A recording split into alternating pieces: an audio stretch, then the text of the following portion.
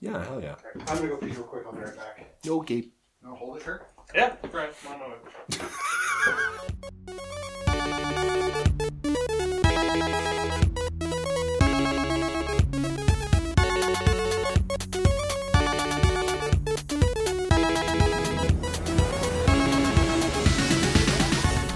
Hello and welcome to the Games That Made Us podcast. I'm future Brent here. In what is either a testament to our love for this game or our complete inability to plan anything successfully, this is part 2 of what was supposed to be episode 1 of our recap of Ocarina of Time. When we last left the guys, we were just finishing up the conversation about the child Link portion of the game, and we were heading into talking about the much sexier adult version of Link.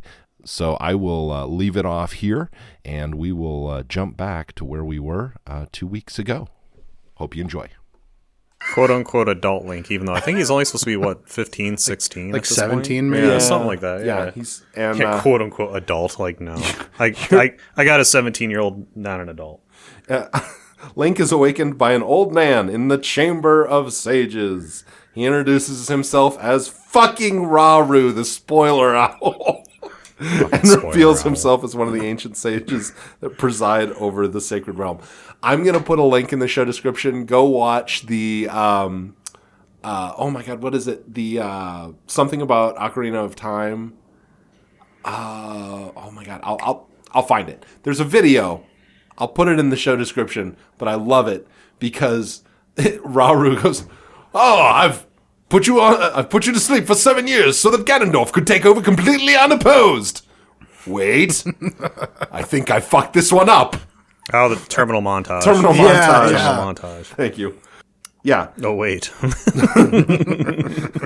Rauru explains that only the Hero of Time can pull the Master Sword from its pedestal. By the way, the Master Sword is here. However, Link was too young to have this title, so his spirit was sealed in the Sacred Realm for 7 years. They kind of bury the lead, but the Master Sword is like the linchpin of this whole thing, where it's like you grab the sword and all of a sudden, like the timeline split. Yes, like we're not covering that in any detail in the game itself, but everything's different now. Yeah. Like, as far as canon Zelda goes, it now will split into 3 different timelines. Yep. And that's the operant mechanic in this game that changes, that sends you back and forth between Child Link and Adult Link. Yeah. Rauru tells you that you need the Master Sword, that Ganondorf had obtained the Triforce after gaining access to the Sacred Realm, and uses its power to transform Hyrule into a land of darkness, which, in just a couple minutes, you're going to be saying, no shit, Rauru. Holy fucking shit, the Redeads. Rauru urges Link to seek out the remaining sages, of which there are 7, right? Yeah. Yeah, it's 7.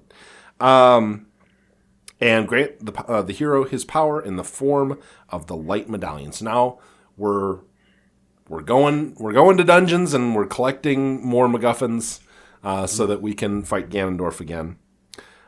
Link is then laser beamed back to the Temple of Time, where he's greeted by a mysterious young man named Sheik.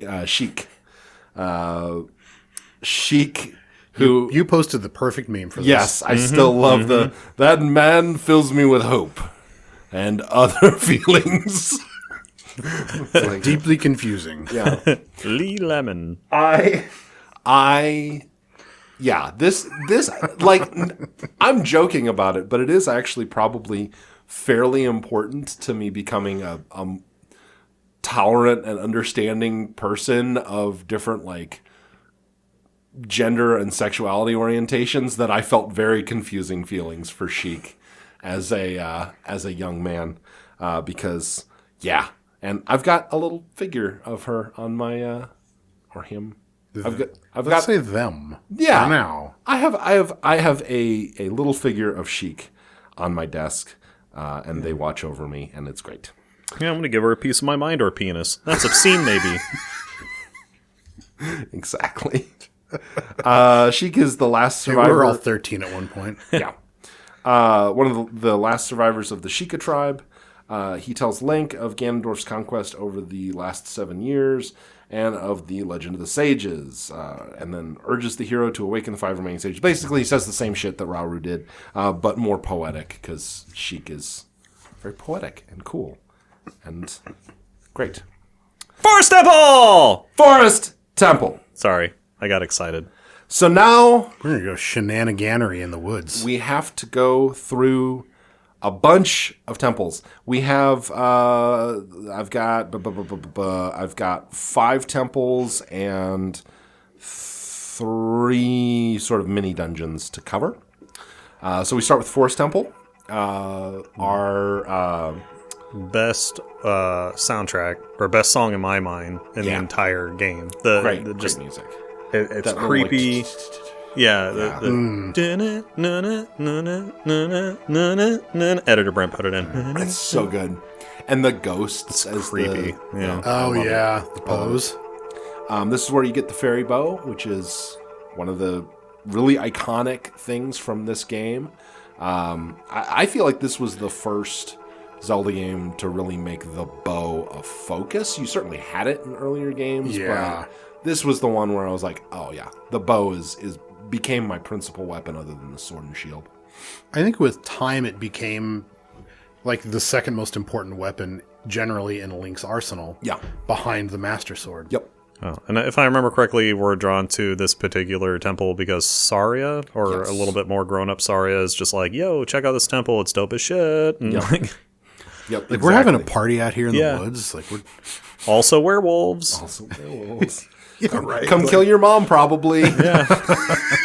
It's like Twilight, but awesome. Yeah. Without the vampires. And yeah, and you really awesome, creepy, unique atmosphere. I love the kind of overgrown vibes to everything. I love the like big pigmen outside the front gates. Aren't those just moblins? They are moblins, yeah. I think that's pretty much the only time we see moblins in Ocarina. If I remember think so. correctly. Yeah, just really great game, or really great temple, and then we get one of the more iconic, I think, boss fights in the game, which is the fight against Phantom Ganon at the end, where With the paintings. And you get so much payoff from that too, because you learn the mechanic that you need at the end. yes, it's as George Lucas would say, it rhymes. It rhymes. Shut up, George. Yeah. And yeah, You didn't do it on purpose. Shut up. The Forest Temple could have done with more Jar Jar Binks. That's a remarkably good George Lucas. Yeah, I love that. So you fight Phantom Ganon, and which at the time you have no idea that you're fighting just a projection, a spirit. You think you're fighting Ganon. I remember playing this for the first time and being like, "Wait, I'm fighting Ganon already? Like that feels short. This is a really short game." But also, like while I'm fighting, I'm like, "Well, it's a 3D game. Maybe that's all they could fit on the cartridge." You know, like I didn't know. Well, and he's kind of a legitimately, like, it's a step up in difficulty. He's kind of a tough boss. Yeah. At least until you figure out the timing on that mechanic. I mean, he's Yeah, and I would and then you're playing tennis, but yeah. I would say that the Forest Temple in general, both in terms of puzzle difficulty and fighting difficulty, is a clear step up from the first 3 temples. One of my favorites, too, of all of the temples. It's so just, good. it's Yeah. very satisfying. It's just between the music and the ambiance and the vibes of it. It's just a really fun place to hang out. Yeah. Like it's one of those where I actually kind of feel bad after I beat it because I'm like, oh, no reason to come back here. The whole twisted hallway mechanic and all that. Yeah. It's so cool. so cool. And the Wall Masters. Wall and- Masters, and- yeah. Yeah, those are Hey, do you want a gross version of Thing from fucking Adam's Family to jump off the wall and bring you to your oblivion? Sweet. All right. You're going to love this temple. I love too when they drag you away and you just hear Link's ah! And then everything goes black. Yeah, it just pulls you into darkness, and then you just wake up outside the temple like, that sucks. Yeah. You know what? Speaking of like, it's a full body grope, but also I was just thinking about other, like, this game is totally about Vor. The likes. There's so much the fucking likes. You're not only getting Jesus. bored, but you're getting robbed. Like, fuck you, man. Give me my shield back. It's one thing to vor me. It's another to take my shit. If you want rupees, I'll just give you rupees. Yeah. I take extra offense at that. It's adding insult to injury. So you get the forest medallion and you awaken Saria, our second sage after Rauru. I just put in a note here that you can do this kind of at any point. The guys were alluding to it earlier, but this is a good time after the Forest Temple to go to Lon Lon Ranch and collect Epona. You do need Epona, so Yeah. But also, like, they're like, oh, big surprise, Sario's the forest. It's like, no shit. Yeah. Like, This. It's weird now as an adult going back and playing Ocarina after having finished Link's Awakening, because Malon, I'm just like, oh, Malon. Or Marin? Yeah, well, Malon in this one, Marin in that one. Yeah. Yeah. Okay. Yeah. Malon, Marin. I guess I'm convinced that is just a translation difference because they would be the same in Japanese. Oh, yeah, that's right. Yeah. Okay, so this is a good time to go to Lon Lon Ranch. Ingo, who we met previously, who is Talon's assistant, has taken over the ranch and is running it for Ganondorf, and has a horse that he's raising specifically for Ganondorf that you then wind up beating him in a race and taking, because Ingo, like all shitty assholes in Japanese media, is a gambling addict. That if you're a shitty asshole, you are also a gambling addict. That's 100% true, and every piece of Japanese art. He's got a pachinko machine out there in the pasture. Yeah. And he's got that bougie kind of Victorian garb too. Yeah, like he's an aristocrat from. Right. Yeah, like Shakespearean almost. Yeah. It's really weird. But so you win Epona, who Malon had taught you a song earlier when you were a child. And Epona is great. And every time I play Breath of the Wild, I name my horse Epona. And apparently you can, if you get the, what's it called? The little, the fucking little statues that Nintendo overcharges for that. Amiibos. Amiibos. Yeah, the amiibo of Link on Epona from Ocarina of Time, if you use that in Breath of the Wild, you get Epona in Breath of the Wild. Oh, that's tight. Yeah, so I need to do that at some point. I'm going to get one of those illicit amiibo. Yeah, the big creators. Yeah, just get we can have all of them. Yeah. Yeah. It's like riding deer because it's hilarious. Yeah. Oh, speaking of which, Nier Automata, I was like halfway through the game before I realized you can ride the moose. What? You can ride the moose. Awesome. Shut up. Now I know. It's great. And they just demolish shit. They just, any robots in the way, they just put their little heads down, and I mean their huge heads down, and just fucking wreck shit. It's so much fun. I'm outraged right now. So now you have yet another excuse to go back and replay it. Okay, so then the next temple is the Fire Temple, which is really cool. You run into Darunia again. Darunia is going, they're eating. God, there is so much vor in this game. What is fucking up with that? But Darunia also says his name is Link, right? Or is that a different part? No, that's the little boy. That's right. Yeah, he's there. Yeah, no. Yeah. You're right. You're right. It's like, I'm Link. I'm a killer or whatever. You're like stone cold badass. Death Mountain is like, in the middle of I'll erupting. take you on. It's like, no, I'm Link. But so, Darunia is like, help, there's a dragon and he's eating all my people. Link, you go grab this MacGuffin, I'm going to go fight the dragon and it'll be fine.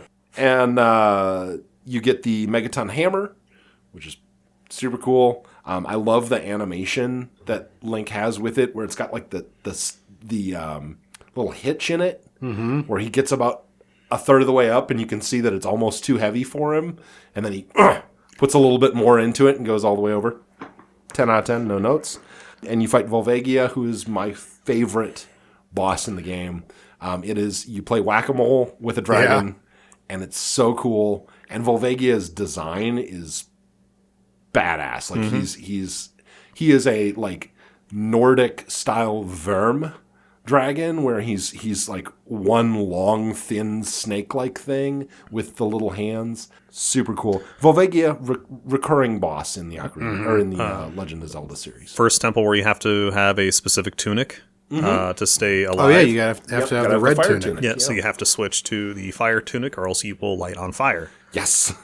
And you have to be careful about the items that you're using, or they might combust spontaneously. Yes, they will combust. Yep. Then we awaken Darunia as a sage, and then we get our first mini dungeon, which is the Ice Cavern, where we get the iron boots. We fight the White Wolfos, and we talk to Sheik again. That's actually one of my least favorite parts of this game is the Ice Cavern. It's cool and the music is awesome. Yeah, the music's great. But it's kind of frustrating. It feels underdeveloped. I feel like it was supposed to be a temple, but they Yeah. turned it into like a mini thing. Yeah. But they really wanted to keep it in. Yeah, I'm not a fan of, in general, like there's very few games I feel like do the like sliding on ice. You don't have control of your character well. Yeah. And I don't think this is one of the games that does.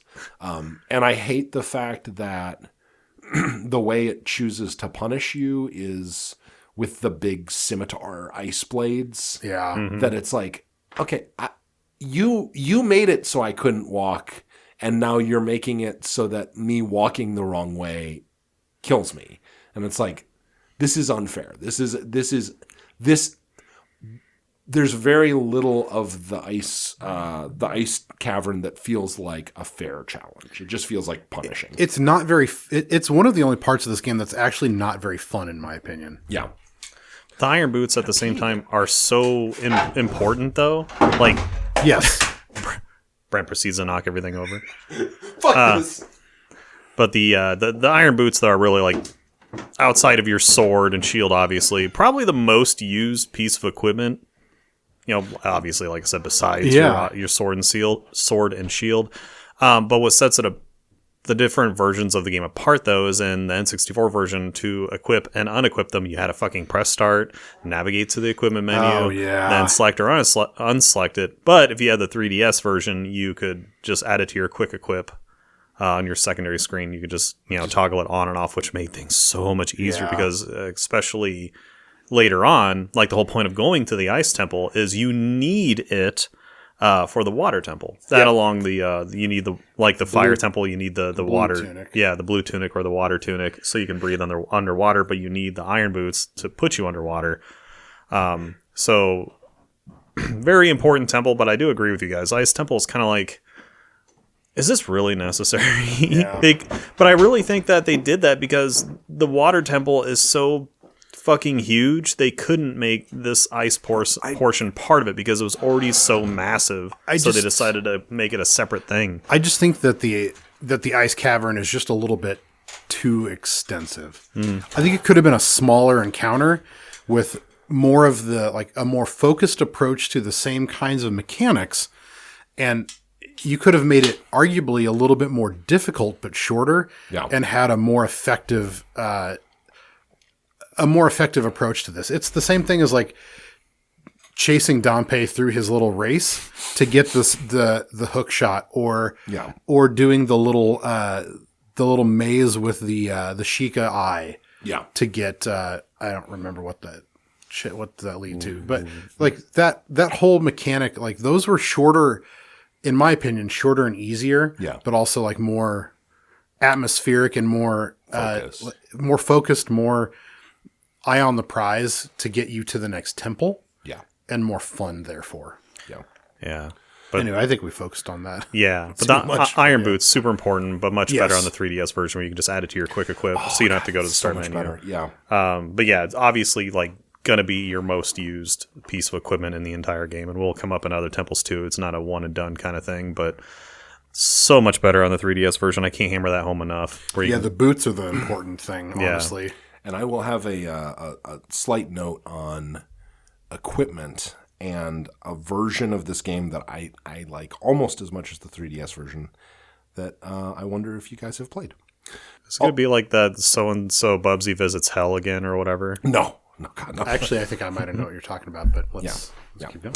Also, you fight the White Wolfos. I love the White Wolfos. It's just a cool character design. Yeah. And this is probably my favorite moment with Sheik, where she has the little poem about affection growing into love and respect and all this kind. It's a really cool little poem, and it seems to, at surface level at least, it seems to be talking about Princess Rutu, who you're about to see again. So we leave the ice cavern, we go to the water temple, we see Princess Rutu again, we get the long shot, which is very important. We fight Dark Link. One of the other coolest fights in this. And again, when I was talking about just Zelda 2 and the through line between Zelda 2 and Ocarina, these are the only two Dark Links, I think. I think so.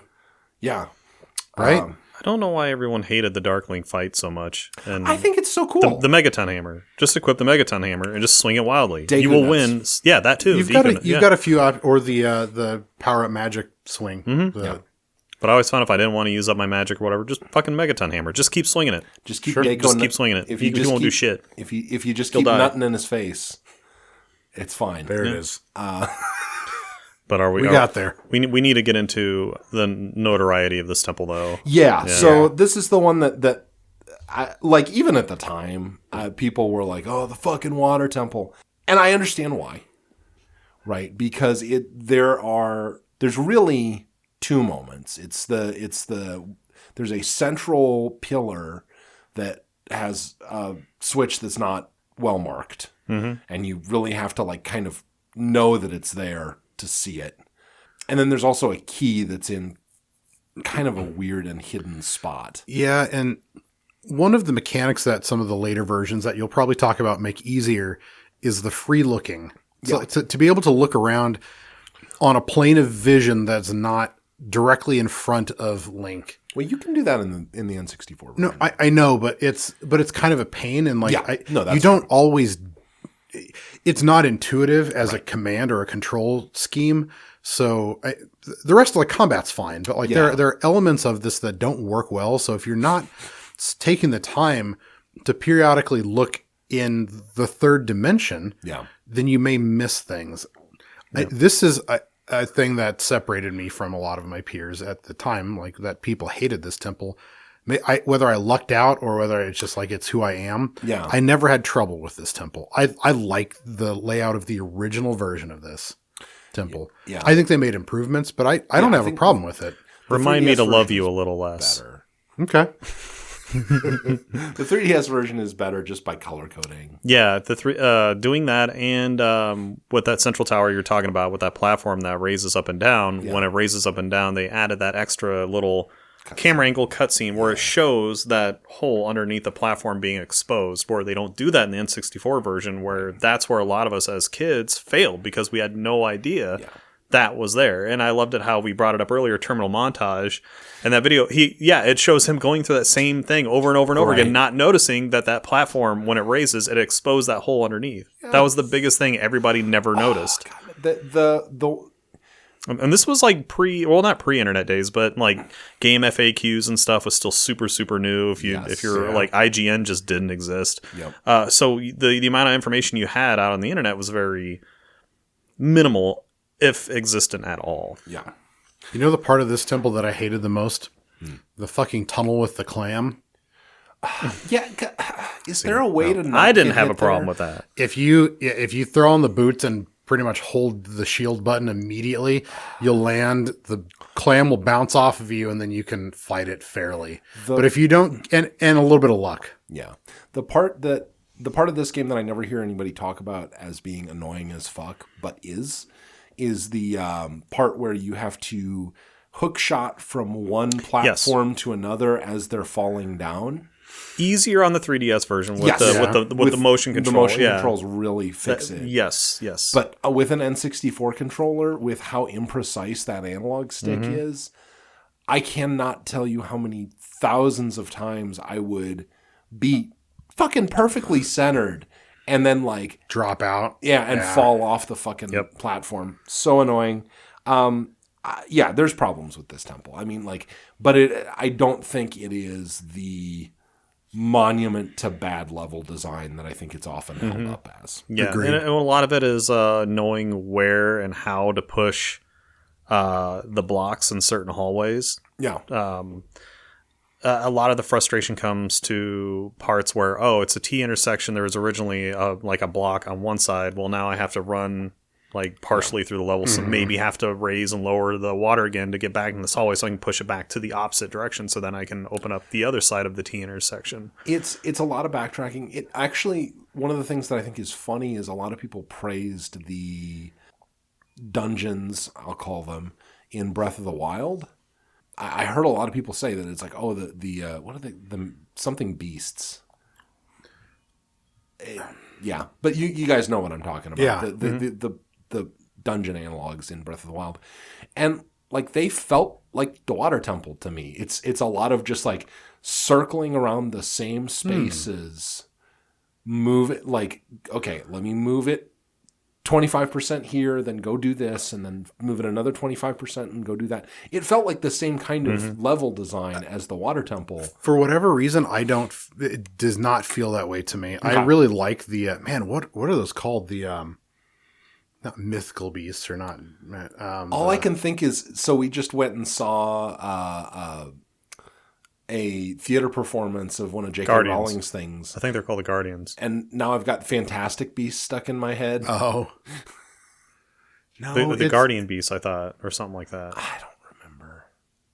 That sounds right. Anyway, maybe. Yeah. It's not worth getting stuck up on. But anyway, then there was one other part in the Water Temple too which was a big change from the 3DS version. So there is one part where there's a crystal that you're supposed to be able to hit. In the original version, it's on the other side of a jail cell. Yes. A lot of people didn't realize, because the game never teaches you that function where you can do a charged up spin attack and it'll hit it on the other side of these bars. Like you can't shoot it with a hook shot or bow and arrow. No, you're supposed to spin attack to hit the crystal, which in turn opens up the jail so you can get into the chest, which I think is another small key, right? I believe so. Yeah.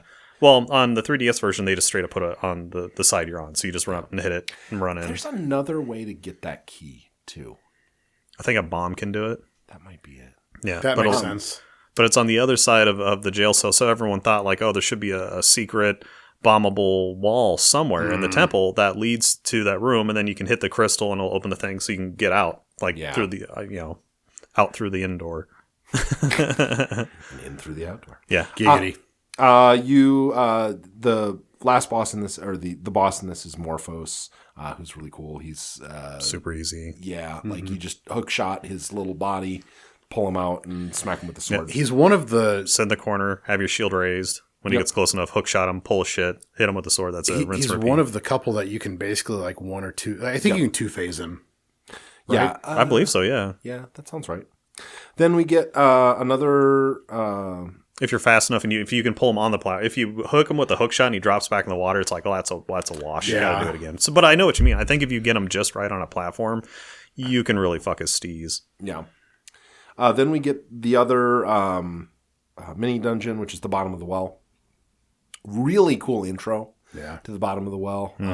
Sheik is in Kakariko Village, and we see this like evil spirit knock her down, and Link tries to save her and gets hurt, and it's just cool. It's cool. Mm-hmm. It's one of the few like big cutscenes in this game, and it's just a cool moment in the game, and I just like it. And like creepy too. Like, very creepy. Yeah. Which is on brand for the bottom of the well. This we haven't really touched on it, but this is one of the points where you have to go back and forth between Child Link and Adult Link by taking the Master Sword and putting it into the pedestal back in the Temple of Time. Exactly. And you have to basically like go to Child Link version, and you have to talk to the guy who's playing the accordion. It's really cool. It's cute. And it gives you a VHS tape, and then you watch it, and then the girl crawls out of the well, and she's like 7 days, and you have to go back and forth between being king of Camelot and not. Yeah, exactly. And then you invent machine guns, and it's really sad. But this is my favorite piece of music in the game, which is the Song of Storms. I love the Song of Storms so much. So good. It's so good it's made it into like social media and like it's become memified. I almost got it tattooed on me. Nice. I did. Yeah, one of my wallpapers even for the longest time was someone posted on Reddit a long time ago.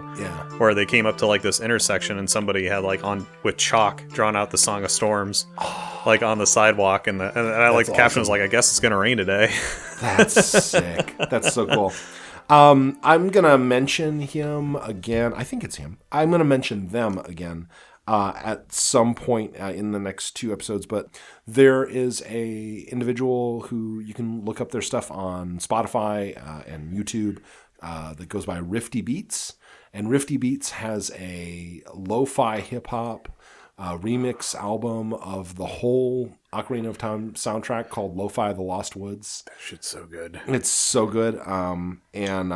I did reach out to them for permission, so it's possible that there might be some clips of that in the podcast when editing finishes. But their version of Song of Storms is well worth listening to. Please go listen to Song of Storms by Rifty Beats. It's great. Also, speaking of music, not here lately, but I know a few years back, the wife and the boy, they went to go see that orchestra that comes through and plays like all of the Zelda music. Yeah. Like the whole big orchestra in a big symphony hall. Yeah. I hear it's absolutely wonderful. I missed out on it, unfortunately. Okay. But if you're in a big enough metropolitan area that attracts things like that, definitely go see that. Yeah. Especially if you're a fan of any of the music in the Zelda games.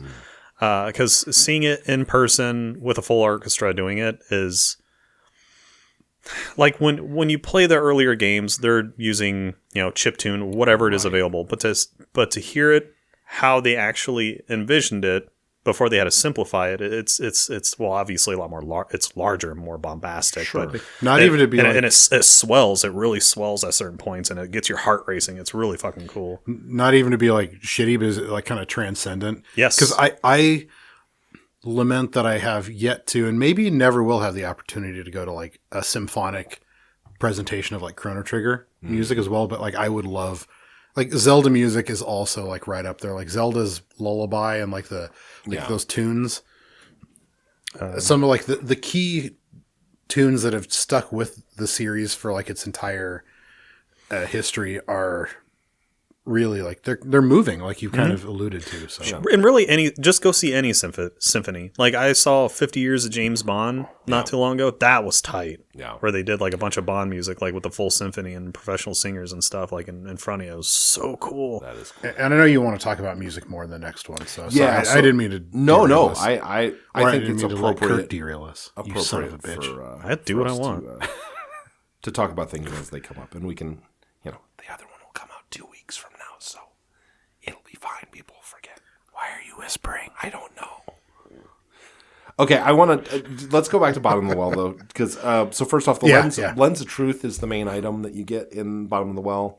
It's really sick, dude. I love the fact that like just technologically that they were able to make that work. The fact that you can look through walls and the transparency effects and stuff are really, really cool. The other thing about Bottom of the Well is Bottom of the Well gave me so many fucking nightmares.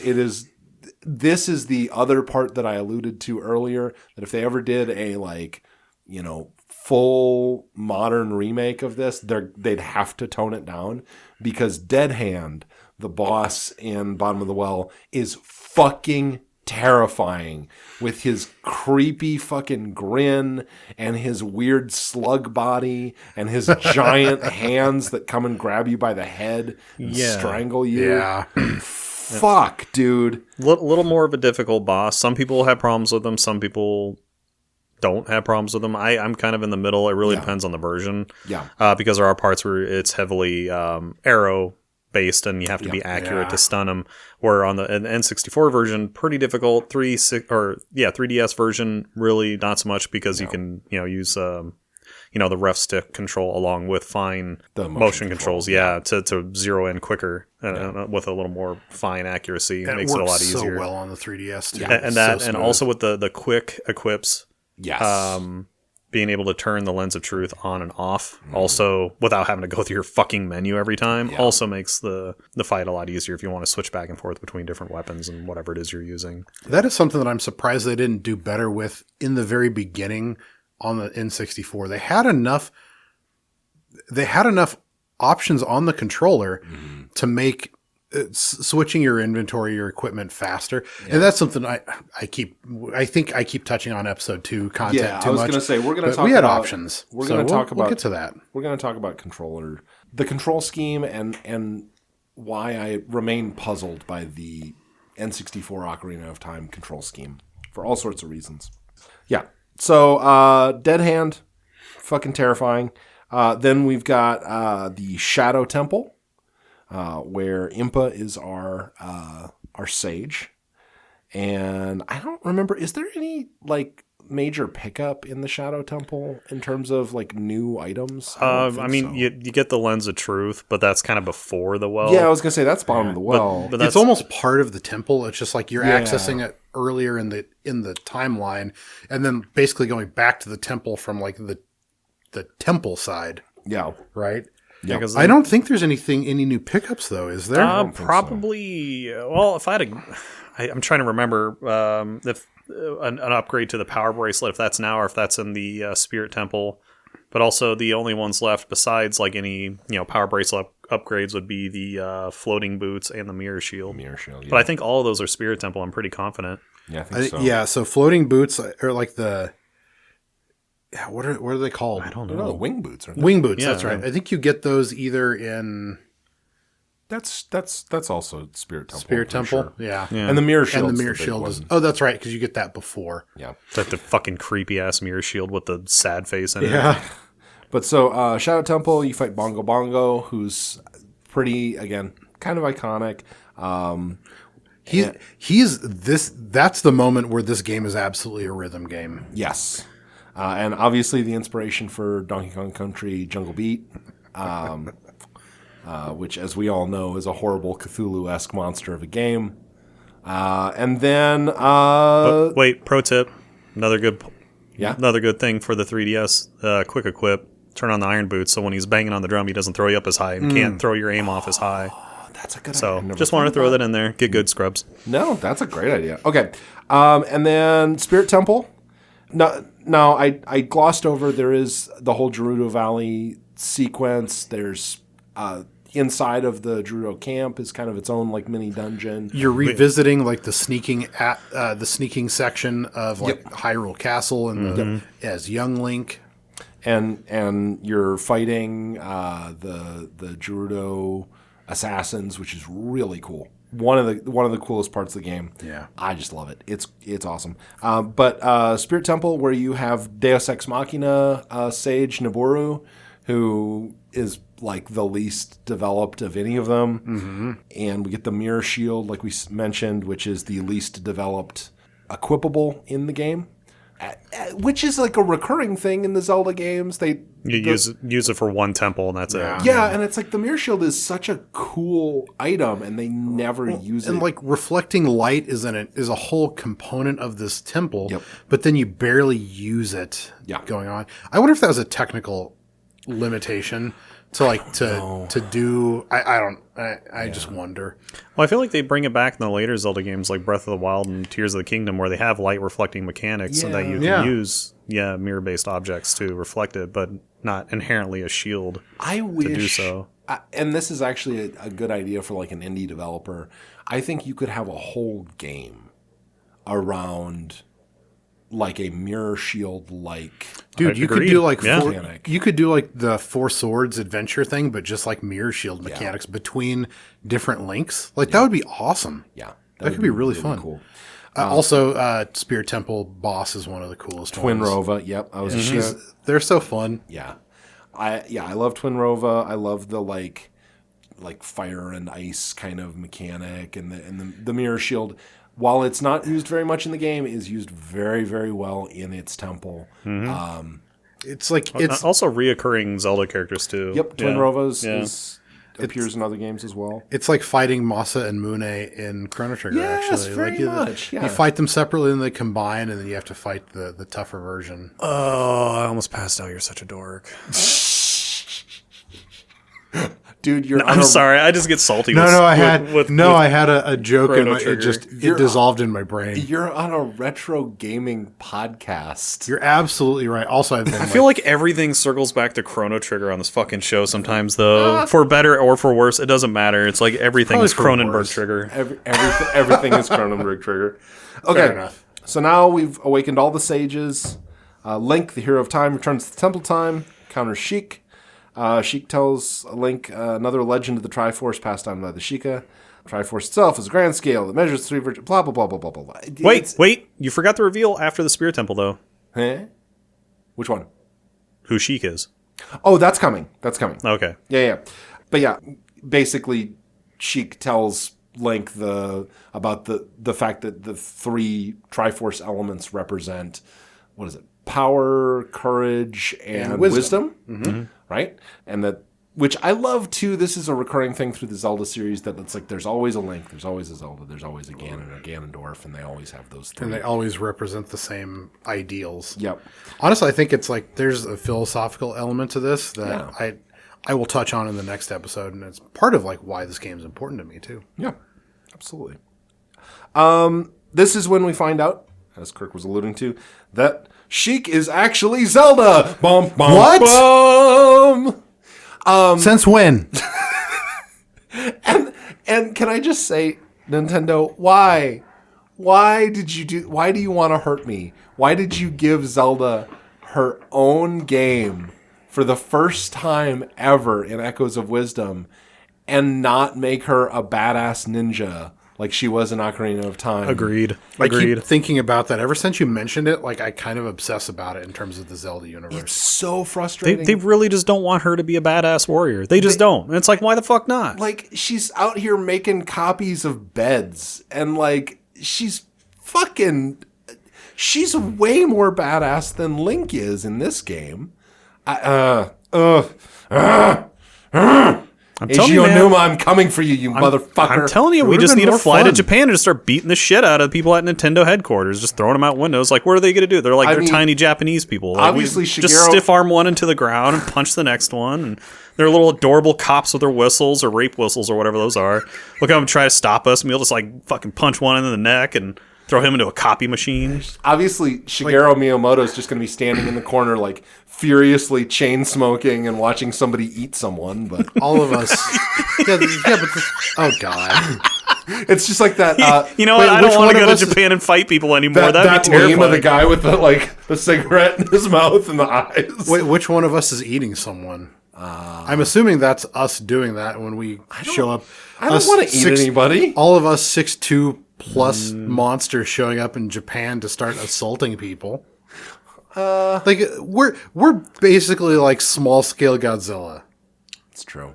But I feel like they would probably, like in John Wick 3, with like how they have like the giant sumo bodyguards or whatever, who can like, who are also like our size. So we'd have like an epic sumo match, and I could probably win a sumo match. That feels like a thing that I could do. You take one. Benny and I will take the other one, because there's going to be 2 of them. They come in pairs if they're bodyguards. So you take on the one. Benny and I will beat the shit out of the other one. And then if this turns into Streets of Rage and there's like street weapons, I'm out. I don't want to get knifed in the street or hit with a lead pipe. So all I know is if there are 2 sumo bodyguards, you actually don't fight either of them. You fight the little floating child in the top right. Because Chrono Trigger taught me that. Yes. Yep. You got to attack the top right bit. Yep. Okay. We find out that Zelda is Sheik. And she tells Link that she thought that giving him the Ocarina of Time in the past was the best way to keep it out of Ganondorf's grasp, because she doesn't think things through. However, she did not predict that the villain would follow Link into the sacred realm and take the Triforce of Power for his own. Because they were both 10. Yep. And they still don't really describe or like go into depth, like how did he follow Link into the sacred realm? I'm saying, Zelda. Okay, when I said that like the fandom plot description is not great, it says Zelda forcefully disguised herself as a Sheikah. How do you forcefully like? God damn it! I'm a Sheikah. Is this like squeezing into tight jeans? Like, what the fuck are you talking about? And patiently waited 7 years for Link to return. Blah blah blah blah blah. We get a really cool ending fight against Ganondorf. You go through the tower that Ganon has placed in place of Hyrule Castle. Yes. And you get to do little mini versions of each of the temples up till then. Mm-hmm.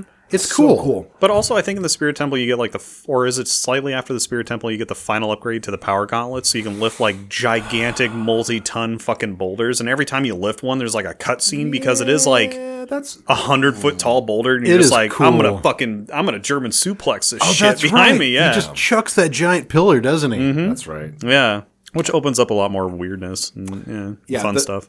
Fairy upgrades, whatever. Yeah, the Ganon's Castle dungeon is really, really cool. Like you say, I love the fact that it's like each temple up to this time has like its own like little analog in Ganon's Castle. It's really fun. Benny, I think they're called the fairy boots. That could be. Are they wing boots, or are they just called the fairy boots? I think they're called the fairy boots because it's the fairy bow. But I think it's called the fairy boots too. I don't know. So anyway, you go through, and then you start running up this spiral staircase, and you hear this dramatic organ music playing, and it gets louder and louder as you're fighting all these enemies going up the staircase. Fucking longest staircase It ever. is. I love this It's whole so sequence, good. though. This is. It's almost worth playing this game just for the final sequence. Yep. And then you encounter Ganon. You fight Ganon the same way that you fight Ganon in every Zelda game, which is you use the Master Sword to deflect. Yeah, you play tennis with him. Yeah, you play tennis with him. I want to point out, this isn't about this game, but since it's a requirement that I mention something that I did stupidly in every episode, in Breath of the Wild, I don't know. I guess I had a stroke and I forgot that that's how you fight Ganon. And so like he was like shooting. I was trying to avoid the blasts and then run in and hit him. Why am I not doing anything? Yeah, and it's like this is fucking hard, dude. Like this game hasn't been that hard, and it's like, and I accidentally deflected with the Master Sword one of his. Did you put down your controller for a second? You're like, God damn it! I did. I hit start. And I set down my controller, and I'm like, I don't understand how I've managed to feed myself and up to this point in my life. You've raised progeny. How am I still alive? I'm so fucking dumb. But anyway. But dear fan, I hope by this point you've got the Giant's Knife, which can trivialize a lot of these fights. Oh, yeah. Yeah, that's true. The Giant's Knife is just the bigger on sword that doesn't shatter. Yeah. It takes some time to get, but it's so worth it. It's just like the upgraded sword and Majora's Mask. Yeah. Please get it. It'll make your life so much easier. It's more worth it in Majora's Mask than it is in sure. Ocarina of Time. Yeah. Because if you can like jump attack with it, certain bosses, it's like it makes the game so much easier. Yeah. Although, interestingly enough, when you get to the final fight, after the Final fight? Like with Hagar? Oh, different one. After you get to you can fight Ganon. Son of a bitch. You can fight Ganon with the Bighorn, or with the Gorn, like the knife. Giant's knife. Giant's knife. You can't beat the game with it. Yeah. Yeah. You have to switch back to the Master Sword. Yes, you do. Use the Master Sword. Yep. It's the sword that banishes. It's the sword that banishes evil. It's the what is it? It's the sword that seals the darkness or something. The Blade of Evil's Bane. That's it. Blade of Evil's Bane. Whatever, Brent. Yeah. Fucking nerd. Okay. So anyway, you fight him. You appear to have mortally wounded him, and then the Castle starts collapsing. You have kind of an escort mission with Zelda. A fun little sequence where you're running down, trying to chase, like you're trying to get down before the Twin Towers collapse. Yeah. Oh God. God, dude. What? Oh, there's only one tower. I'm sorry. Ganon's castle was an inside job. Yeah. Ganon's magic blast can't melt steel beams. Yeah. Bush did Hyrule Castle.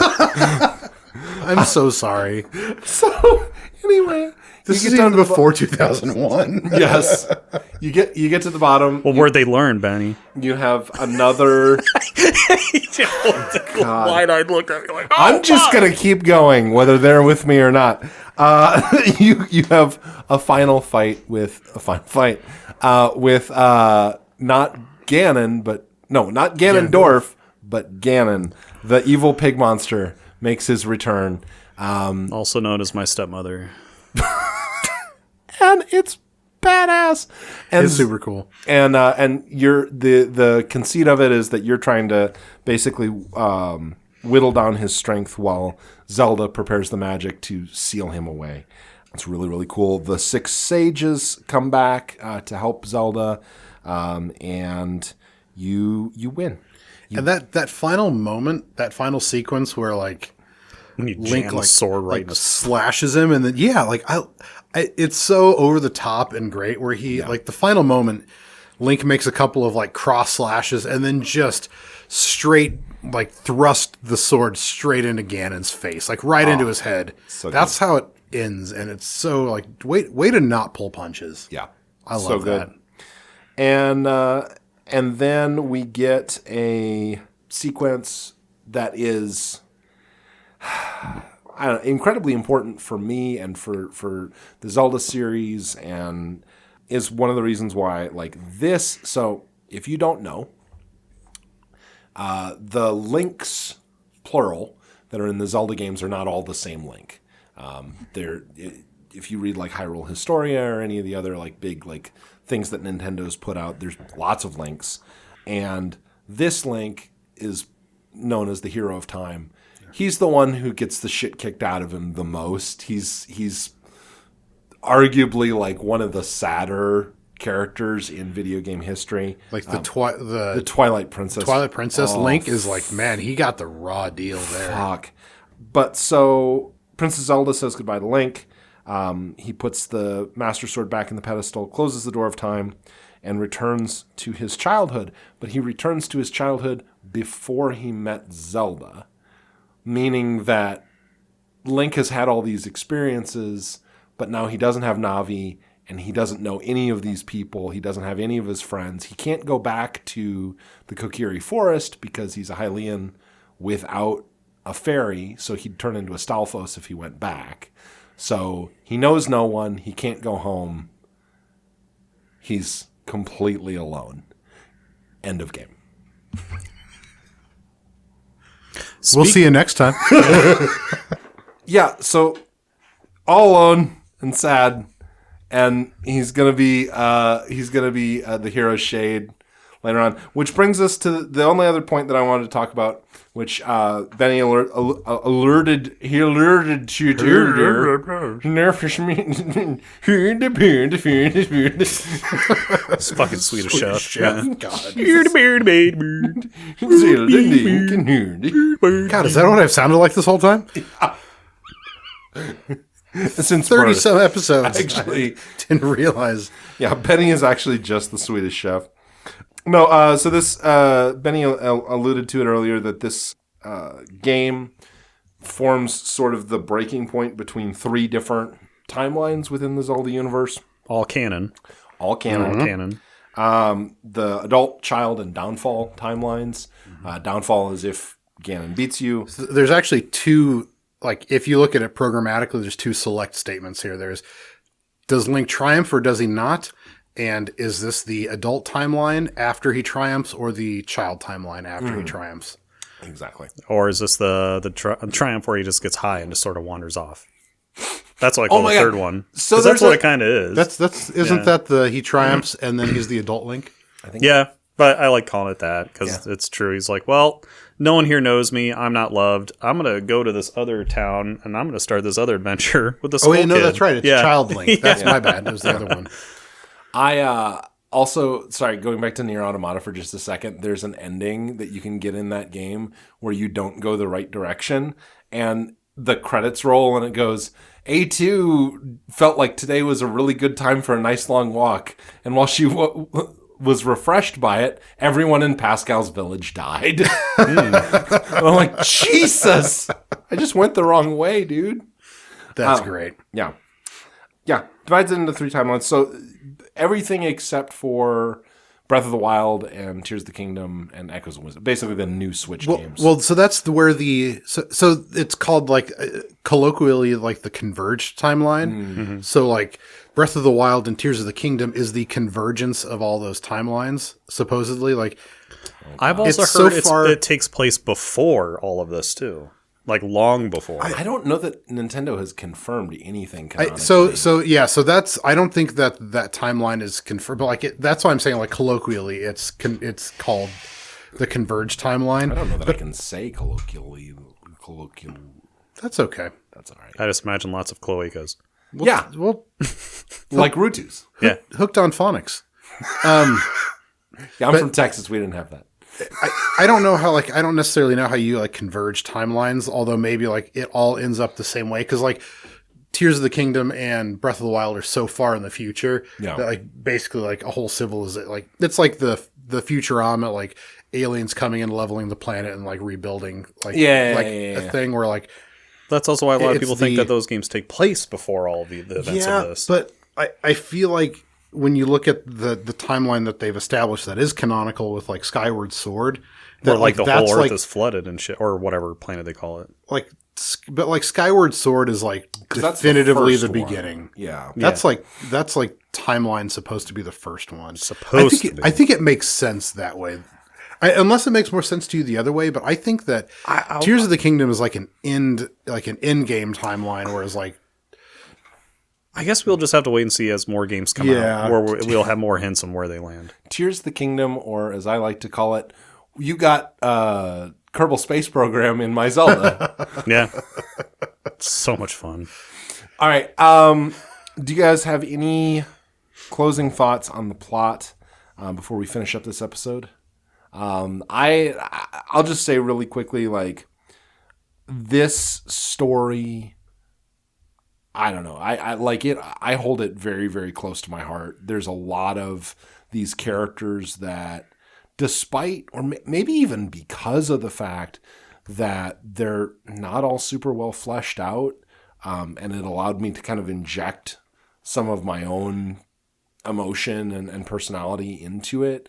I don't know. Like, they're characters that I love and have so much like emotion wrapped around. Obviously, like a lot of that is just because of the time and place where this game came to me. But I do think there's a magic here. No, I completely agree, or I feel the same way. But I kind of want to talk about that more in terms of like legacy and like what the game, because kind of the way that you wanted to approach this, I think is perfectly sensible. We've already covered so much shit. And I really want to talk more about like the personal impact and legacy and how that plot applies like to me specifically, like, and probably all three of us like next time. Yeah. Sounds good.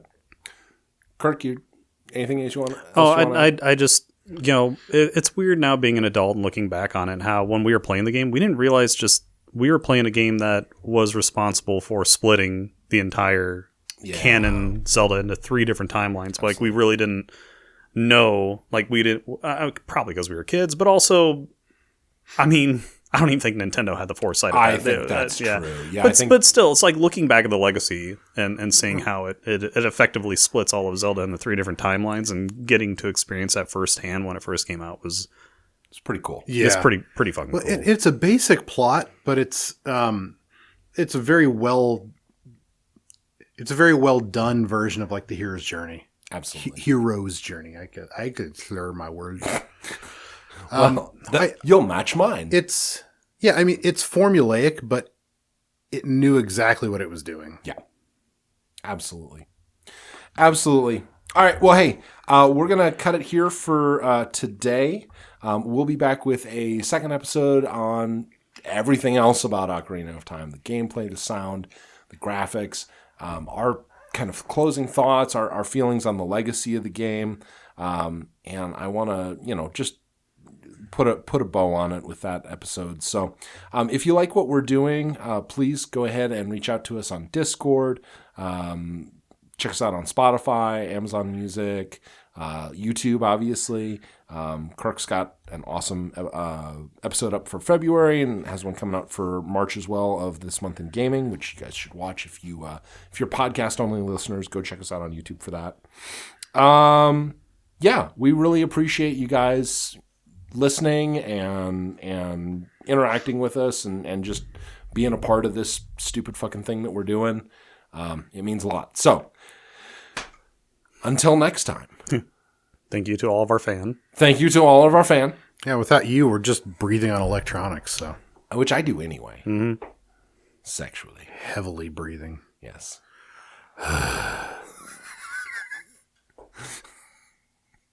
Speaking of Nier Automata, heavily breathing onto electronics. Come here, Tubi. Damn it. All right. With that, bye!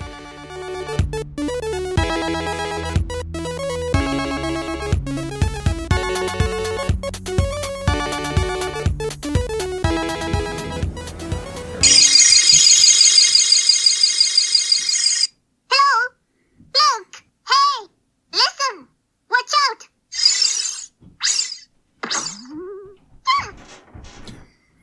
out!